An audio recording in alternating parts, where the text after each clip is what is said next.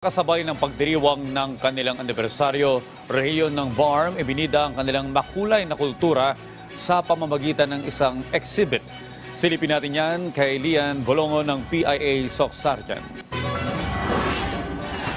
Ibinida kamakailan ng iba't ibang mga tanggapan ng pamahalaan ng Bangsamoro Autonomous Region in Muslim Mindanao ang makulay at mayamang kultura ng Bangsamoro sa pamamagitan ng isang cultural booth exhibit. Ito ay kasabay ng katatapos lamang na selebrasyon ng ika-5 taong pagkakatatag ng rehiyong Bangsamoro. Bawat cultural booth ay kumakatawan sa mga probinsya at lungsod ng Maguindanao del Norte, Maguindanao del Sur, Lanao del Sur, Basilan, Sulu, Tawi-Tawi, Special Geographic Area at Cotabato City. Layunin ng cultural booth exhibit na maipakita at ma-experience ng publiko ang mayamang kultura ng Bangsamoro. Para kay Arsheha Aral, Provincial Staff ng Bangsamoro Commission for the Preservation of Cultural Heritage, Tawi-Tawi, naging daan ng exhibit para mas makilala pa ng publiko ang ganda ng mga probinsya sa BARM, kabilang na ang Tawi-Tawi.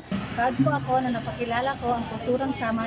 Pumunta po kayo sa Tawi-Tawi po, hindi po kayo magsisisi kasi marami pong magagandang beach and white sand beach po doon at mabubuting tao po yung mga tao doon sa Tawi-Tawi. Samantala, ang selebrasyon ng ika-5 taong pagkakatatag ng BARM ngayong taon ay nakasentro sa temang A Journey Towards Mutual Understanding, Peaceful Coexistence, and a Shared Future in the Bangsamoro. This year's theme speaks volumes of our collective aspiration for our beloved homeland. A Bangsamoro that is united, enlightened, self-governing, peaceful, just, and morally upright and progressive. Mula dito sa Cotabato City, Lian Bolongo ng PIA SOC Sergeant para sa Pambansang TV sa Bagong Pilipinas.